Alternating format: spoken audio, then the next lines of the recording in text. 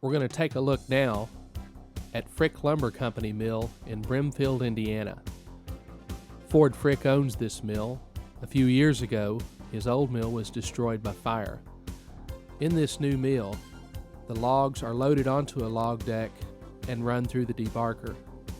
From there, they're staged onto another log deck and eventually into the carriage. The slabs that are cut from the head rig drop down to the first floor level into a vibrating conveyor. The squared up cants are sent over to the B-1600 on a cant storage deck. From there, the B-1600 operator loads these onto the runaround system. He will turn these for grade and send these through the B-1600 saw. Once they leave the saw, the boards will either exit to the right, going to the edger, or they'll continue straight on out to the green chain, where they will eventually end up in the double end trim.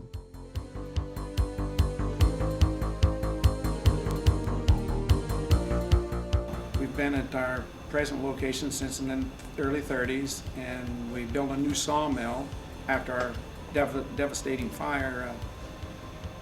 In January of 2000, our fire was in January of 2003. Long before the fire started, I read in a magazine, I saw your article on BREWCO on the back page, and I called you right away, and you sent me a video.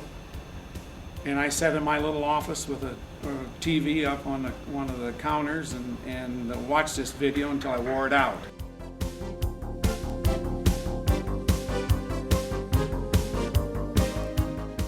We're sawing 30 or 40% more lumber than we did, or logs than we did, and producing far more lumber with the thin kerf, and we're very, very happy with what we've got.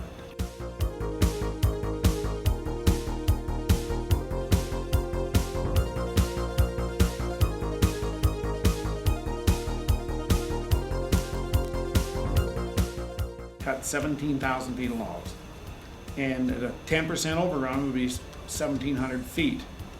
And only figuring that at 50 cents a foot, which is far more than that. You can see right there that, well, if you figured $1 a foot, that's $1,700. And in one day. In one day.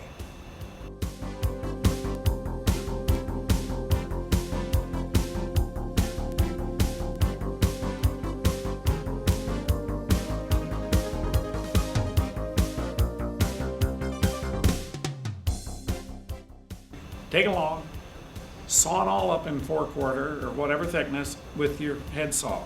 Put it in a pile. Take that same size log and kick it over to the BREWCO and see how much bigger pile you get when you're done. Just he said you one won't log. believe it, in one log. That's interesting. He's done it.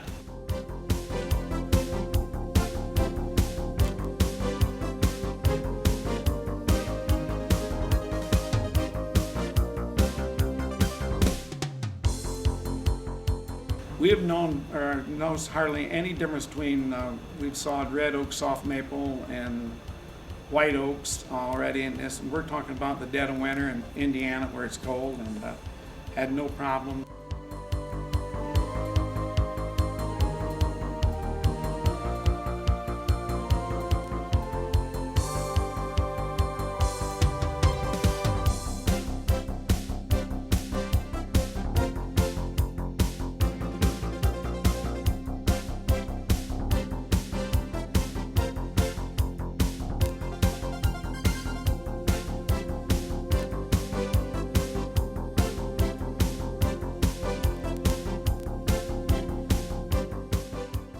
Well, the wideband has so many disadvantages. First of all, the cost, and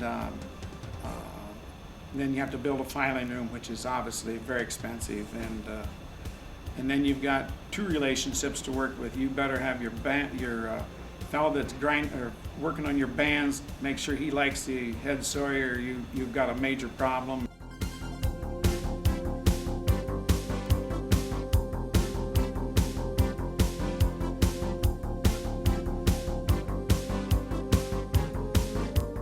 My favorite piece of machinery is the BREWCO.